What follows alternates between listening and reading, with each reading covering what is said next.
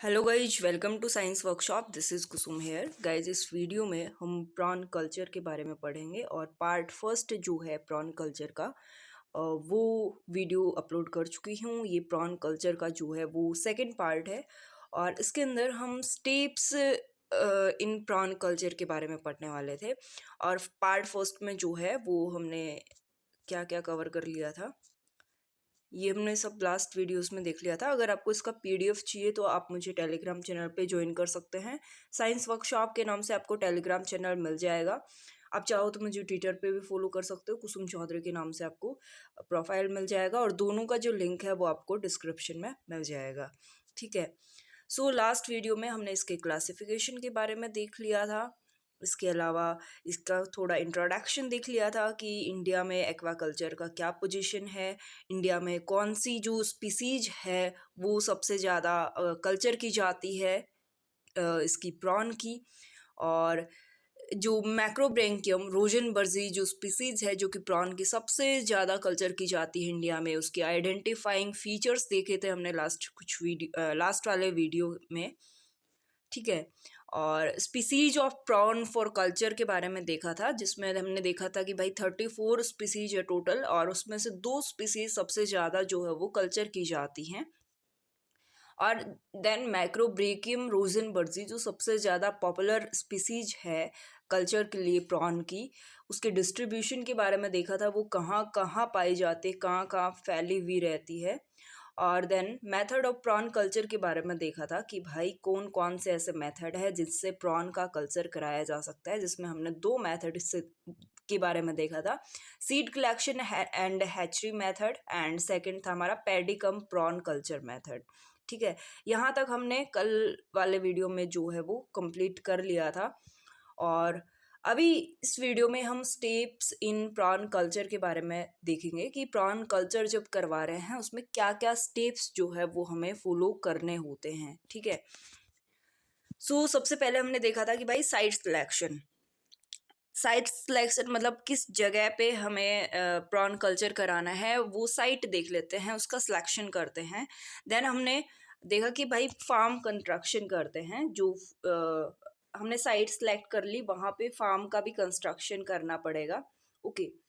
Then production system देखेंगे कि production system like उसका प्रॉन का प्रोडक्शन कैसे करवा रहे हैं, उसका फर्टिलाइजेशन कैसे हो रहा है, उसको देन लार्वा कैसे ग्रो कर रहा है, देन उसका फीडिंग कैसे हो रहा है। ठीक है, यानी वो ग्रोथ कैसे कर रहा है प्रॉन, है ना। And then harvesting and processing हो जाएगा, यानी कि प्रॉन का जो कटाई बोल सकते हैं, या फिर हार्वेस्ट का मतलब ही होता है कटाई करना। लेकिन जैसे कि अगर बाकी फसल की बात करें, जैसे कि गेहूं हो गया, चावल हो गया, उसका तो हम हिंदी में ऐसा बोल देते हैं कि भाई कटाई कर लिया। लेकिन इसको भी, जैसे कि ये तो एक एक्वा कल्चर है और ये एक एनिमल की फार्मिंग है, एनिमल की खेती है या फिर एनिमल की कल्चर है, तो भी हम यहाँ पे हार्वेस्टिंग का ही यूज़ करते हैं। यानी कि जब वो पूरी तरह से ग्रो हो जाएगा प्रॉन, तब उसको वहाँ से निकालने का मतलब हार्वेस्ट कर लेंगे और देन मार्केट में उसको बेच देंगे। ठीक है। तो मेन ये 4 स्टेप होते हैं और इन 4 स्टेप में भी क्या होता है 1 बाय 1 करके देखेंगे। ठीक है। उससे पहले हम ये देखते हैं कि ये हमारा एक ब्रूड स्टॉक है। ब्रूड स्टॉक किसका? प्रोन का। और यहाँ से हम बेरिड फीमेल को ऑब्टेन करते हैं। ठीक है। यहाँ से ऐसे फीमेल को ऑब्टेन करते हैं जिसकी ब्रीडिंग करवानी होती है। ओके। सो हम यहाँ पे बेरिड फीमेल को ऑब्टेन करते हैं ब्रूड स्टॉक से, from captive brood stock. Then berried female ऐसी फीमेल होती है जो कि अंडे देती है। ठीक है। Larva obtain from egg carrying, यानी बेरिड फीमेल। अब यहाँ से इस बेरिड फीमेल से हमें क्या मिल जाएगा? लार्वा मिल जाएगा। लार्वा बाद में क्या करेगा भाई? ग्रो करेगा। Larva reared through 11 larval stages to metamorphosis as post larva in hatchery tank. अब इस लार्वा को हमने कहाँ रखा? कि हैचरी टैंक में रखा 16 टू 35 डेज। और ये लार्वा जो है वो 11 लार्वल स्टेज से होते हुए गुजरता है। ठीक है। और इसमें मेटामॉर्फोसिस होता है।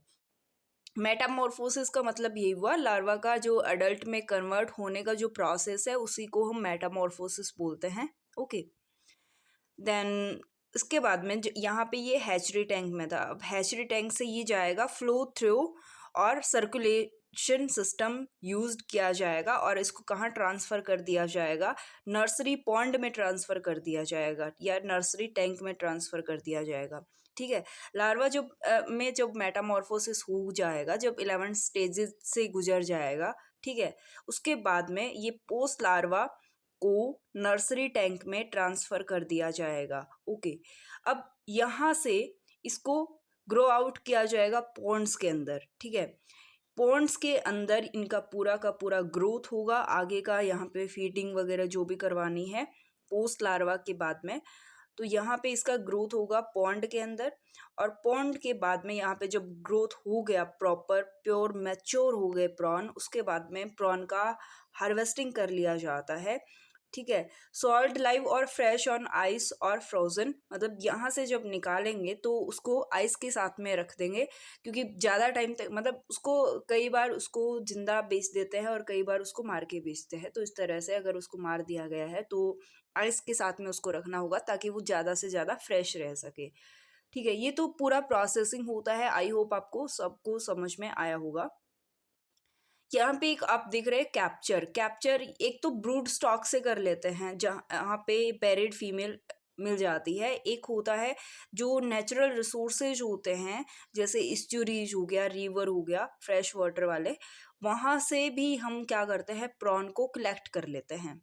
ठीक है, और आगे का ये पूरा प्रोसेस होता है। ओके, जैसे बेरिड फीमेल यानी एग लेइंग फीमेल से लार्वा मिलेगा, लार्वा में आगे का प्रोसेस होगा यानी 11 लार्वल स्टेजेस से गुजरेगा और जब उसमें मेटामॉर्फोसिस होगा। ठीक है, फ्लो थ्रू रीसर्कुलेशन सिस्टम से होते हुए ये नर्सरी टैंक तक पहुंचेगा, मतलब इसमें पोस्ट लार्वा को ट्रांसफ़र कर देंगे। पोस्ट लार्वा के बाद में इसको इस नर्सरी टैंक के बाद में हम इसको पॉन्ड के अंदर ट्रांसफ़र करते हैं, जहाँ पे इसको फीडिंग वगैरह करवाई जाती है और प्योर जब मैच्योर हो जाता है, ठीक है, ठीक से मैच्योर जब हो जाता है प्रॉन, तो उसके बाद में इसकी हार्वेस्टिंग कर ली जाती है और मार्केट में बेच दिया जाता है। ठीक है, ये पूरा प्रोसेस होता है इसका। तो साइट सिलेक्शन में हम क्या देखेंगे भाई, क्लाइमेटिक कंडीशन कैसी हो, वार्म क्लाइमेट होनी चाहिए। ओके, ऐसी साइट देखेंगे जहाँ पे क्लाइमेट कैसी हो, वार्म हो, गर्म हो। देन हम देखेंगे टोपोग्राफी ऑफ लोकेशन, जो मतलब उसका टोपोग्राफी है, मतलब उसका स्थल आकृति जो है किसी भी जगह का, उस साइट का, वो या तो फ्लैट होना चाहिए या जेंटली स्लॉप्ड सरफेस होना चाहिए। जेंटली स्लॉप्ड मतलब हल्का सा ढलान वाला सरफेस होना चाहिए। ठीक है, देन हम देखेंगे भाई सॉइल जो क्वालिटी है वो कैसी हो, सैंडी क्ले लोम होनी चाहिए, यानी रेतीली दोमट मिट्टी नाम से जानते हैं उसको, या फिर सिल्ट क्ले लोम होनी चाहिए। ठीक है, ये सॉइल क्वालिटी वहाँ पे होनी चाहिए उस साइट पे। देन वाटर क्वालिटी जो है वो क्या होनी चाहिए भाई, वाटर पॉल्यूशन फ्री होना चाहिए। पीएच जो है वो 7 to 8.5 होना चाहिए उस वाटर का, और टेम्परेचर जो हो वो 18 to 34 डिग्री सेल्सियस होना चाहिए। तो साइट सिलेक्शन जब करते हैं तो इन सारी चीज़ों का ध्यान रखते हैं, क्लाइमेट कंडीशन का, topography of location, soil quality और वाटर क्वालिटी का। ठीक है, अब हमारा साइट सिलेक्शन हो गया कि भाई ये यहाँ पे ये सारी चीज़ें अवेलेबल हैं, और अब आगे का देखेंगे कि यहाँ पे हमें प्रॉन कल्चर करवाना है, तो हम वहाँ पे फार्म का कंस्ट्रक्शन करेंगे। अब फार्म का कंस्ट्रक्शन करते टाइम जो साइज है, मतलब जो फार्म का साइज है और उसका डेप्थ है वो कितना होना चाहिए, 0.5 to 2 hectare area with capacity hold 1.5 to 2 metre water. ठीक है, मतलब जो एरिया है वो कितना होना चाहिए, 0.2 to 2 हेक्टेयर एरिया होना चाहिए, और जिसके अंदर वाटर का कैपेसिटी कितना आ जाए भाई, कि 1.5 to 2 जो मीटर, तो कैसे होगा इसे गाइस, मीटर मीन्स वो उसका डेप्थ उतना होना चाहिए। ठीक है, कि इतना वाटर जो है वो उसकी कैपेसिटी हो, इतना डेप्थ होना चाहिए। ओके, इसके अलावा द डाइक, तो गुड ड्रेनेज अरेंजमेंट, यानी कि ठीक से जल निकासी हो, ऐसा कुछ अरेंजमेंट होना चाहिए, मतलब जो हम एक तरह से फार्म कंस्ट्रक्शन कर रहे हैं, वहाँ पे हम पानी भरेंगे, तो जब हार्वेस्ट कर लेंगे तो उस टाइम भी हमें ज़रूरत होगी कि भाई उसको जल निकासी की जाए या फिर उसको रिप्लेस करना हो वाटर को, तो एक अच्छी ड्रेनेज यानी जल निकासी की अरेंजमेंट वहाँ पे होनी चाहिए। वाटर सप्लाई एंड ड्रेनेज यानी कि वहाँ पे वाटर सप्लाई जो हो वो ठीक से होनी चाहिए। Well planned water inlet and outlet, मतलब वाटर का इनलेट और आउटलेट का जो वेल प्लान्ड जो हमारे पास में होना चाहिए कि भाई ठीक से उसको वाटर की सप्लाई कर सकते हैं और वाटर को बाहर भी निकाल सकते हैं। फार्म कंस्ट्रक्शन करते टाइम ये सारी चीज़ों का ध्यान रखना चाहिए। ओके, थर्ड स्टेप क्या होगा? प्रोडक्शन सिस्टम, यानी कि जो हमारा प्रॉन है उसका प्रोडक्शन करना है हमें। तो सबसे पहले प्रोडक्शन सिस्टम में फर्टिलाइजेशन होगा। एक typical male and female ratio होना चाहिए, यानी कि मेल और फीमेल का रेशियो उसके अंदर, यानी कि हमारा जो फार्म है सेलेक्ट कर लिया हमने, कंस्ट्रक्शन कर लिया फार्म का, उसके अंदर मेल और फीमेल का रेशियो जो है वो सही होना चाहिए, ताकि फर्टिलाइजेशन से और एक सही संख्या में जो है वो प्रॉन का नंबर बढ़ जाए। ठीक है। And care during embryonic development is must, जो एम्ब्रियोनिक डेवलपमेंट जब हो रहा है उस टाइम उनकी केयर करनी चाहिए। ठीक है। Then larval development, 11 to 12 larval stages होती हैं। ठीक है, जो कि हमने पीछे उस डायग्राम में भी देखा था समथिंग। 11 to 12 लार्वल स्टेजेस होती हैं। वहाँ से गुजरने के बाद में मेटामॉर्फोसिस होता है उसमें, यानी कि वो धीरे धीरे एडल्ट में कन्वर्ट होता जाता है प्रॉन। उसके बाद में फीड एंड फीडिंग करवाते हैं। और फीड और फीडिंग कैसे करवा सकते हैं? या तो कुछ नेचुरल फीडिंग करवा सकते हैं या फिर कुछ सप्लीमेंट्री फीड दे सकते हैं उसको। ओके, लेकिन प्रीफर किसको किया जाएगा? जो नेचुरल फूड होता है उसको प्रीफर किया जाएगा प्राइमरी पे। लेकिन अगर अवेलेबल नहीं है नेचुरल फूड तो हम उसके साथ में, मतलब उसकी जगह पे सप्लीमेंट्री फूड भी उसको अवेलेबल करा सकते हैं। सप्लीमेंट्री फूड जैसे कि ब्रोकन राइस हो गया, टैपियोका रूट हो गया, इस टाइप का जो फूड जो है वो हम प्रॉन्स के लिए अवेलेबल करा सकते हैं, उनको फीड करा सकते हैं। ठीक है, तो ये हो गया हमारा प्रोडक्शन सिस्टम के बारे में, जिसमें हम फर्टिलाइजेशन, लार्वल डेवलपमेंट और फीड एंड फीडिंग के बारे में देखते हैं। देन लास्ट जो पॉइंट है, लास्ट जो स्टेप है वो है हार्वेस्टिंग। जब यहाँ पे फीड करवाने के बाद में फर्टिलाइजेशन हो गया, लार्वल डेवलपमेंट हो गया, अब उसको हम प्रॉपर फीड भी करवा रहे हैं, उसको खाना वाना खिला रहे हैं, तो उनका प्रॉपरली ग्रोथ भी हो जाएगा और वो मैच्योर हो जाएंगे। जब वो मैच्योर हो जाएंगे तो हम उसको कर लेंगे हार्वेस्ट। हार्वेस्ट यानी कि हम उसको वहाँ से निकाल लेंगे। ठीक है। So pond reared giant prawn reach marketable size within 5 to 8 months depending on the stocking rate and other culture condition। जो कि पॉन्ड में रियर किए जाते हैं जियांट प्रॉन। ठीक है, वो मार्केटेबल साइज में आने में कितना टाइम लग जाता है? लगभग 5 से 8 महीने लग जाते हैं। ठीक है, लेकिन ये डिपेंड करता है स्टॉकिंग रेट के ऊपर भी और अदर कल्चर कंडीशन के ऊपर भी। भाई मतलब फिक्स नहीं कि 5 to 8 मंथ्स ही प्रॉपर लगेगा, थोड़ा बहुत आगे पीछे हो सकता है। ये किस किस चीज़ पे डिपेंड करता है? स्टॉकिंग रेट के ऊपर और कल्चर कंडीशन के ऊपर। ओके, मतलब नॉर्मली जो मार्केटेबल साइज में आने में वो 5 to 8 मंथ लग जाते हैं किसी भी प्रॉन को। Generally giant prawn do not grow at uniform rate and difference in size appears in spite of stocking the seed from the same brood.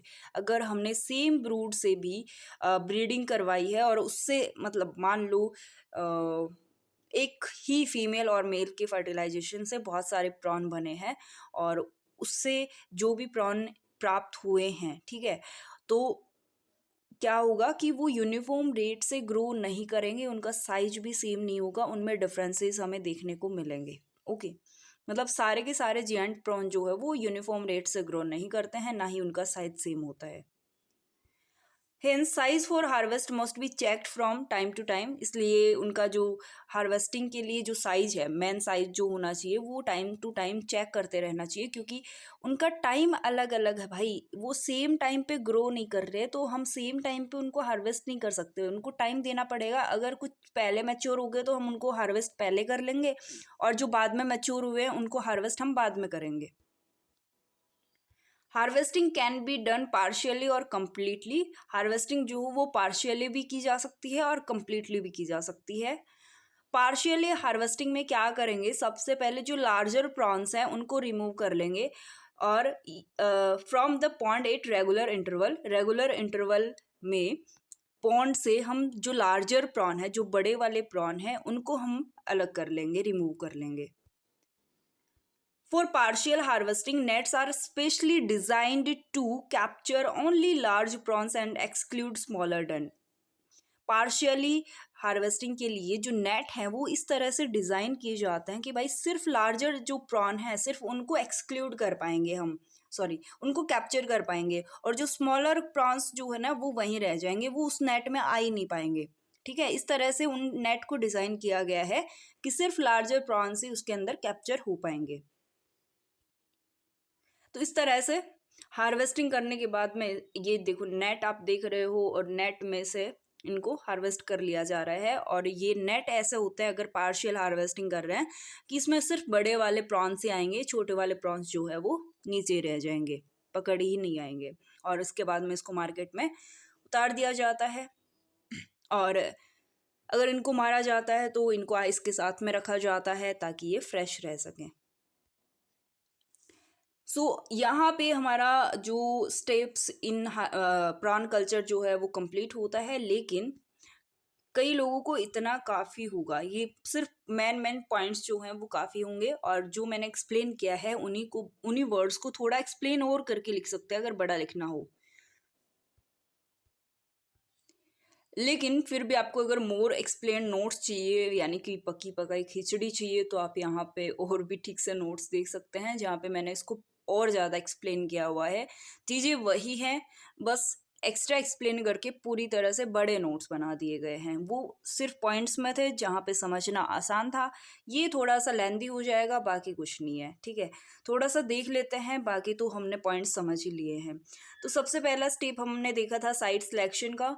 Careful selection for suitable site for fresh water prawn farming is an essential prerequisite for successful farming operation, यानी कि site का selection, suitable site का selection जो है वो बहुत ज़रूरी है ताकि हमारा जो प्रॉन कल्चर का ऑपरेशन है फार्मिंग का वो सक्सेसफुल हो सके। ठीक है, क्योंकि अगर साइट सिलेक्शन अच्छा होगा तो वो प्रॉपर ऑपरेशन हमारा कंप्लीट हो पाएगा, यानी कि प्रॉन ज़्यादा से ज़्यादा संख्या में ठीक से ग्रो कर पाएंगे और हमें बेनिफिट भी ज़्यादा होगा।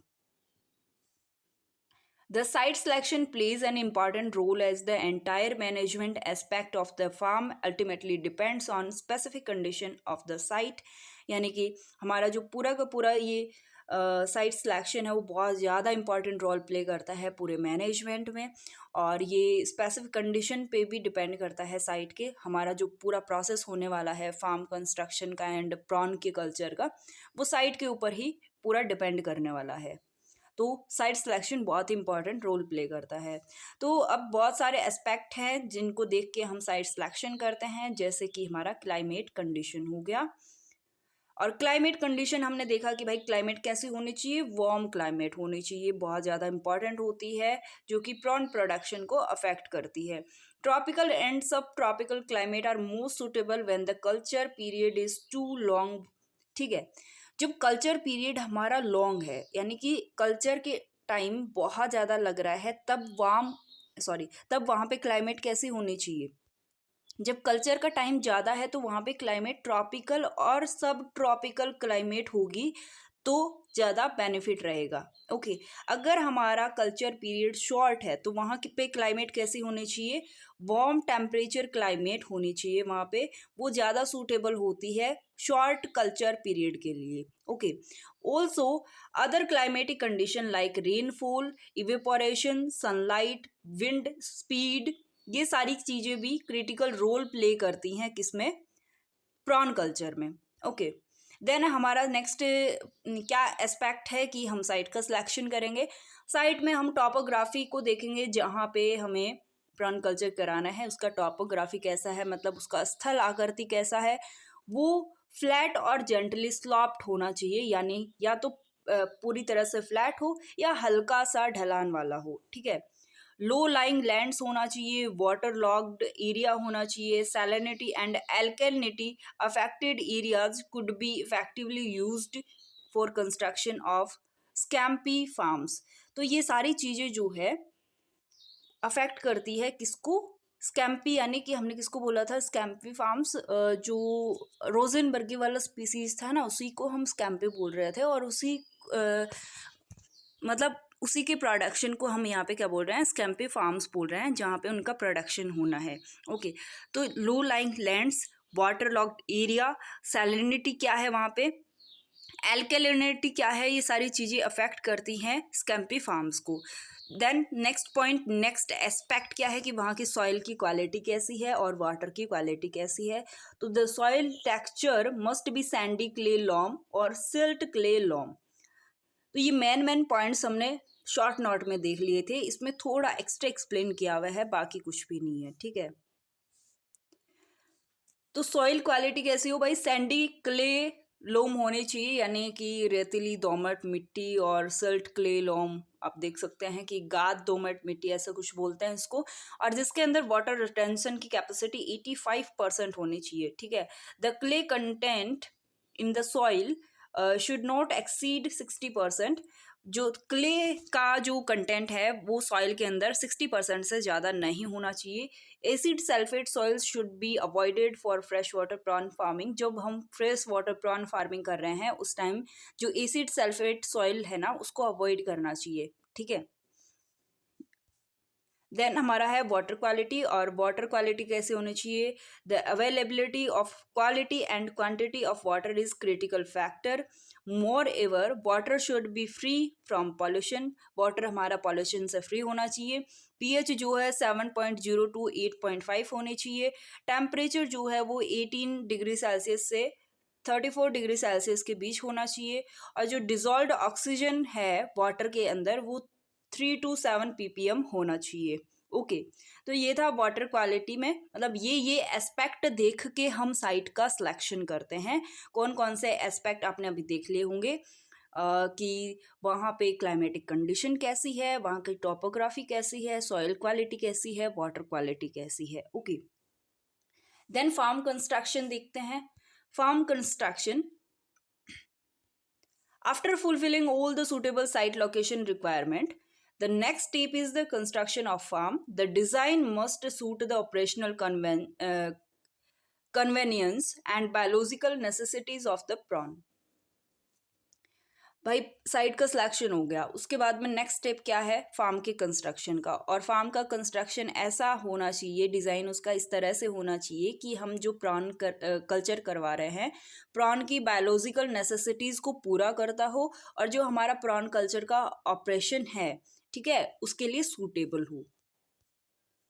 सो इसके लिए क्या क्या एस्पेक्ट देखते हैं हम, उसकी साइज़ और डेप्थ देखते हैं। जो हमारा फार्म है उसकी साइज़ क्या हो, उसकी डेप्थ क्या हो, ठीक है, ये देखते हैं हम। For operational convenience a minimum area of 1 hectare is widely accepted size of the farm. मतलब मिनिमम 1 हेक्टेयर एरिया तो होना ही चाहिए जब हम फार्म को कंस्ट्रक्ट कर रहे हैं तब। Depending on the local condition the size may be vary between 1/2 to 5 hectares. जो लोकल कंडीशन है उस पर भी साइज वेरी कर सकते हैं। मतलब भाई हम एवरेज देख रहे हैं कि 1 हेक्टेयर का एरिया तो होना ही चाहिए जब हम फार्म को बना रहे हैं, लेकिन वो आधा हेक्टेयर से यानी 1/2 हेक्टेयर से 5 हेक्टेयर के बीच में भी वो एरिया हो सकता है।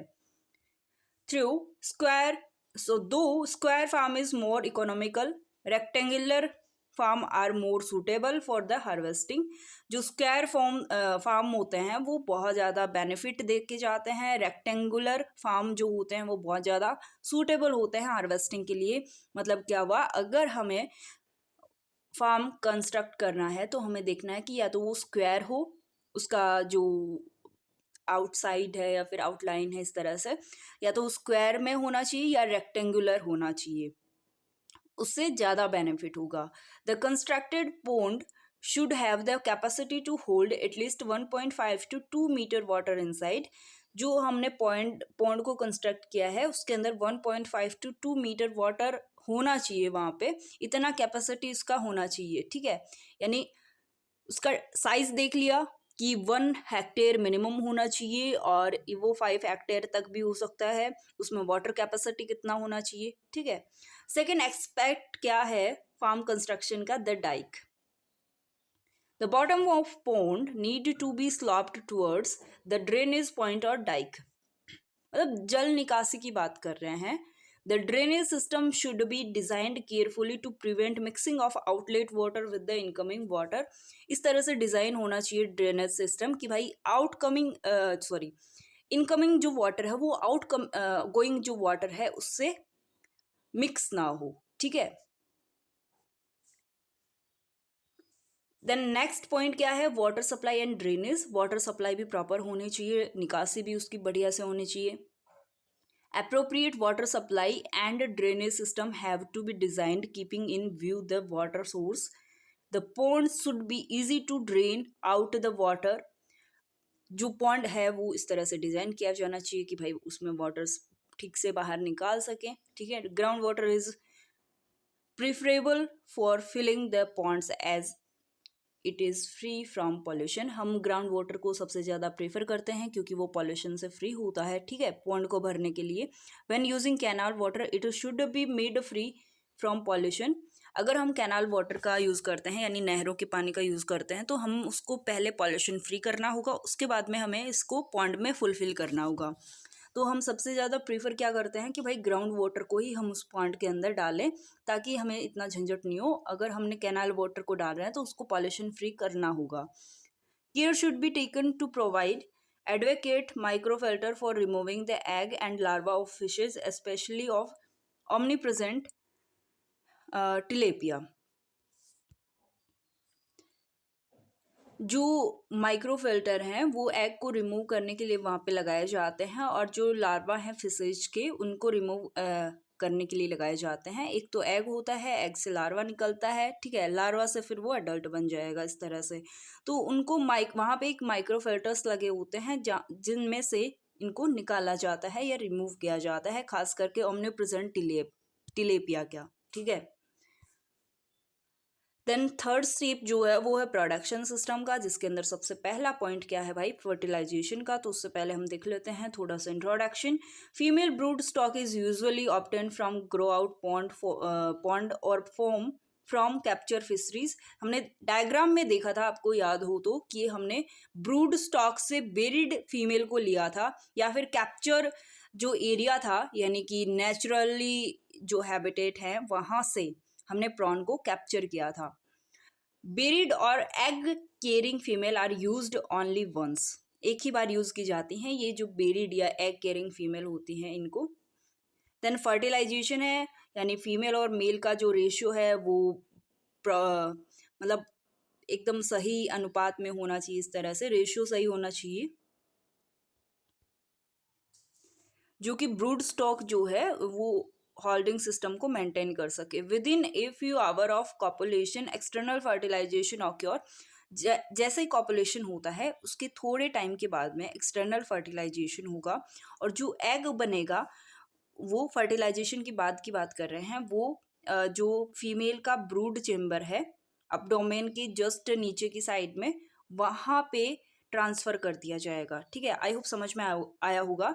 जैसे ही कॉपुलेशन हुआ उसके जस्ट कुछ आवर बाद में फर्टिलाइजेशन हो जाएगा, लेकिन वह एक्सटर्नल फर्टिलाइजेशन होगा यानी कि बॉडी के बाहर होगा और जो एग है वो फीमेल के ब्रूड चैम्बर में ट्रांसफ़र कर दिया जाएगा। Eggs are orange until 2 to 3 days before hatching. Hatching से 2-3 दिन पहले तक एग का कलर कैसा होता है, ऑरेंज होता है। And just before hatching they become grey and black. Hatching से जस्ट पहले, थोड़ी देर पहले ग्रे और ब्लैक कलर के हो जाते हैं वो। The eggs remain attached to the female during embryonic development.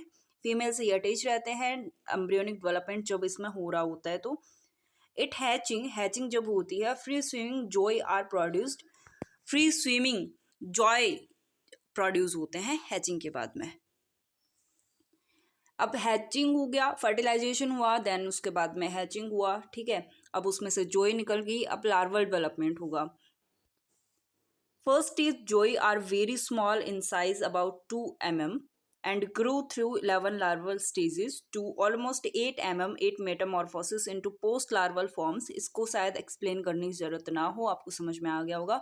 First stage जो लार्वा का है वो क्या होता है, जोई होता है। उसका साइज कितना होता है, 2 mm होता है, और वो 11 लार्वल स्टेजेस से होके गुजरता है, और जिसके अंदर उसका साइज जो है ऑलमोस्ट 8 mm का हो जाता है। ठीक है, जब वो पोस्ट लार्वल फॉर्म में आता है तब तक। Individual Metamorphosis can be achieved in 16 days. Metamorphosis एक जो जॉय है उसके मेटामॉर्फोसिस में कितना टाइम लग जाता है, लगभग 16 दिन लग जाते हैं, but usually takes much longer depending on environmental condition. लेकिन इससे ज़्यादा जो है टाइम लगता है यूजुअली। और ये कितना टाइम लगेगा मेटामॉर्फोसिस होने में, पोस्ट लार्वल फॉर्म में आने में, ये एनवायरमेंटल कंडीशन पे डिपेंड करता है।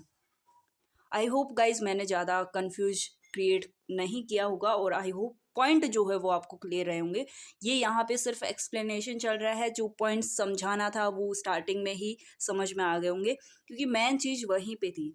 यहाँ पे आपको मान लो भाई पकी पकाई खिचड़ी मिल रही है कि भाई प्रॉपर है ना, नोट्स इधर उधर से मतलब सोच के भी नहीं लिखना पड़ेगा, बस आपको एक्सप्लेन्ड नोट्स यहाँ पे मिल जा रहे हैं। और कुछ लोग पॉइंट पे फोकस करते हैं, वो मैंने स्टार्टिंग में ऐड कर दिया था। ठीक है, देन हम फीड एंड फीडिंग पे ध्यान देते हैं। Feed management plays a very crucial role in prawn culture. Moreover natural food is preferred over supplementary food. Natural food को ज़्यादा प्रीफर किया जाता है सप्लीमेंट्री फूड के कंपेरिजन में। But due to lack of natural food, जब natural food की कमी हो, and to increase the growth and quality of production, supplementary food is used. तो जब नेचुरल फूड की कमी हो और ग्रोथ को भी इंक्रीज करना हो और क्वालिटी ऑफ प्रोडक्शन को भी इंक्रीज करना हो, तब हम सप्लीमेंट्री फूड का यूज़ करते हैं। और सप्लीमेंट्री फूड क्या हो सकता है? Supplementary food include agricultural and animal husbandry by product along with locally available cheap feed like broken rice हो सकता है, टेपियोका रूट हो सकता है, ट्रेश फिश हो सकता है, vegetable and animal feed mixed in adequate proportion. ये सारी की सारी चीज़ें, broken rice, tapioca root, trash fish, vegetable and animal feeds, इनको मिक्स करके और पानी के अंदर मिक्स कर दिया जाता है, और वहाँ पे मतलब ठीक बराबर मात्रा में और पूरे पॉन्ड में जो है वो मिक्स कर दिया जाता है, और सारे प्रॉन जो है उसके ऊपर फीड करते रहते हैं। ठीक है, ये किस में आता है? सप्लीमेंट्री फूड में आता है। The feed is produced in pellet form which should sink in water quickly and should be intact for at least few hours till they are completely consumed by the prawn. So जो food है उसको pellet form में produce किया जाता है। Pellet form का मतलब क्या बोल सकते हैं भाई? गोली के रूप में जो है वो प्रोड्यूस किया जाता है। ठीक है, और उसको वाटर में मतलब काफ़ी टाइम तक बरकरार रहना चाहिए, जब तक कि कुछ घंटे तक, ठीक है, वो पूरी तरह से वहाँ पे सिंक हो जाए वाटर के अंदर, यानी डूब जाए, और कुछ घंटे तक वहाँ पे रहे जब तक कि प्रॉन उसको कंज्यूम ना कर ले। प्रॉन जो है वो दिन में एक ही बार फीड करते हैं। Food pellets are distributed uniformly on the surface of the pond or placed in wide containers set up at several points along the margin of the pond. जो फूड पैलेट्स है, यानी कि जो हमने फूड को गोलियों की फॉर्म में बनाया था, उनको यूनिफॉर्मली मतलब पूरे पॉन्ड की सरफेस में डिस्ट्रीब्यूट कर दिया जाता है। ठीक है, जो फीडिंग का रेट है वो प्रॉन की एज पे भी डिपेंड करता है। ठीक है, कि वो कितना फीड करेगा। तो ये था फीडिंग के बारे में और प्रोडक्शन ऑफ फोम के प्रॉन के बारे में। और देन आता है हार्वेस्टिंग प्रोसेसिंग। हार्वेस्टिंग मतलब उसको वहाँ से आप रिमूव कर लेंगे, वो पूरी तरह से जब मैच्योर हो जाएगा। तो ये सारे पॉइंट्स हमने पहले कवर कर लिए हैं। वही पॉइंट्स हैं कि पॉन्ड के अंदर जियांट प्रॉन को रखते हैं जब तक उसका साइज़ मार्केटेबल साइज़ में नहीं आ जाता है, और मार्केटेबल साइज़ आने में लगभग 5 से 8 महीने लग जाते हैं। बट ये डिपेंड भी करता है कल्चर कंडीशन के ऊपर भी कि उसमें मैच्योर होने में कितना टाइम लगेगा। और यूनिफॉर्म रेट से जो है जियांट प्रॉन ग्रो नहीं करते हैं, साइज़ भी उनका सेम नहीं होता है, भले वो सेम ब्रूड से क्यों ना हो। Size for harvest must be checked from time to time, क्योंकि सारे प्रॉन एक ही टाइम पे ग्रो नहीं करेंगे, एक ही टाइम पे उनका मार्केटेबल साइज नहीं आएगा, तो हमें टाइम टू टाइम उनका साइज चेक करते रहना चाहिए। हार्वेस्टिंग पार्शियली भी हो सकती है और कम्प्लीटली भी हो सकती है। पार्शियली का मतलब हम जान चुके हैं कि भाई लार्जर प्रॉन्स को हम रिमूव करते हैं रेगुलर इंटरवल में, ठीक है, पॉन्ड से। और पार्शियली हार्वेस्टिंग के लिए नेट भी इसी तरह के बनाए जाते हैं कि भाई सिर्फ लार्ज जो प्रॉन है उन्हीं को बाहर निकाल सके, स्मॉलर जो प्रॉन है वो वहीं पे रह जाते हैं। Incomplete harvesting, prawn are harvested by draining the ponds. Ponds को बाद में क्या कर दिया जाता है, ड्रेन कर दिया जाता है, यानी सुखा दिया जाता है। Draining is done in early morning to avoid over heating of water when only little water is left in the pond. जो ड्रेनिंग की जाती है यानी पॉन्ड को सुखाया जाता है वो अर्ली मॉर्निंग में किया जाता है, ताकि जो वाटर है वो ज़्यादा हीट ना हो, मतलब वो ज़्यादा गर्म ना हो, सिर्फ थोड़ा सा वाटर जो है वो पॉन्ड में छोड़ा जाता है। मेरा वॉइस हो सकता है बहुत धीरे आ रहा हो, लेकिन फुल वॉल्यूम कर लेना तो चल जाएगा काम, क्योंकि मैंने माइक नहीं लगा रखा है और गला भी इतना ठीक नहीं है कि ज़्यादा बोलूँगी तो वही खांसी वगैरह स्टार्ट हो जाएगा। तो दैट्स वाई आई होप आप मैनेज कर लोगे गाइज, ठीक है। और नेक्स्ट पॉइंट है हमारा, in the final stage when the prawns are near the outlet they must be provided with fresh oxygenated water. जब वो फाइनल स्टेज पे होते हैं, मतलब बाहर निकालने के, उस टाइम पे उनको ऑक्सीजनेटेड वाटर की सख्त ज़रूरत होती है, ठीक है। Careful handling is essential during harvesting to ensure good quality products. Proper वो तो कुछ भी करे तो वो केयरफुल हैंडलिंग तो हर चीज़ में चाहिए होती है। अगर हमें गुड क्वालिटी प्रोडक्ट चाहिए यानी कि गुड क्वालिटी प्रॉन चाहिए, तो हमें पूरे हार्वेस्टिंग के टाइम में बहुत ही सावधानी बरतनी होगी। Fresh water prawn tend to go mushy if not handled and processed correctly. मतलब फ्रेश वाटर प्रॉन जो है वो या तो भाई बीच में मर जाएंगे या ठीक से वो हार्वेस्ट नहीं हो पाएंगे अगर पूरी प्रोसेस को हमने करेक्टली मतलब हैंडल नहीं किया तो। Firstly it is essential to prevent prawn from becoming crushed during harvesting. मतलब हमें ध्यान रखना होता है कि जब हम उसको हार्वेस्ट कर रहे हैं तो वो क्रश ना हो जाए, ठीक है, वो दब वब ना जाए। मतलब अगर वो क्रश हो गया तो वो फिर मतलब काम का नहीं रहेगा, ठीक है। Secondly, if they are not going to be sold live they should be killed in a mixture of water and ice at 0 degree Celsius immediately after harvesting and washed in chlorinated tap water। अगर हम उसको live नहीं निकाल रहे हैं वहाँ से तो हम उसको मार देते हैं और क्या करते हैं, वाटर एंड आइस के साथ में, मतलब कितना 0 डिग्री सेल्सियस टेम्परेचर में हम उसको रखते हैं और हार्वेस्टिंग की जस्ट बाद में हम उसको क्लोरीनेटेड टैप वाटर में वॉश करते हैं। क्योंकि जब आइस में रखेंगे मरे हुए प्रॉन को तभी वो फ्रेश रह पाएगा, ठीक है, मार्केट में जाने तक। Prawn for live sale can be transported in aerated water at 20 to 22 degree Celsius. लेकिन अगर प्रॉन जिंदा है और हम उसको मार्केट में निकाल रहे हैं सेल करने के लिए, तो हम ट्रांसपोर्ट करेंगे कैसे वाटर में, मतलब कितना टेम्परेचर होना चाहिए, लगभग 20 to 22 डिग्री सेल्सियस होना चाहिए जिंदा जो प्रॉन है उसके लिए। अगर वो मरा हुआ प्रॉन है तो उसको हम कहाँ रखेंगे, 0 डिग्री सेल्सियस टेम्परेचर पे रखेंगे, ठीक है। आई होप समझ में आ गया होगा। Prawn sold fresh must not be kept on ice for more than 3 days। मतलब लगभग 3 दिन से ज़्यादा हमें उसको मतलब आइस में नहीं रखना चाहिए, फिर वो काम का नहीं रहेगा, ठीक है। ये मेन पॉइंट्स थे प्रॉन कल्चर से रिलेटेड और आई होप वीडियो जो है वो आपके लिए यूजफुल रहा होगा। अगर वीडियो अच्छा लगा हो तो प्लीज़ गाइज लाइक कर देना, शेयर कर देना अपने दोस्तों के साथ में, क्लासमेट के साथ में, उनको भी हेल्प हो जाएगा। और चैनल को सब्सक्राइब नहीं करा है तो सब्सक्राइब भी कर देना, ठीक है। एक पॉइंट और रह गया हमारा, prawns for frozen sale must be quickly frozen at -10 degree Celsius and stored at -20 degree Celsius और बिलो। अगर हमें प्रॉन को फ्रोजन सेल के लिए निकालना है तो हमें इसको कहाँ पे रखना होगा भाई, -10 to -20 डिग्री सेल्सियस पे रखना होगा, ठीक है।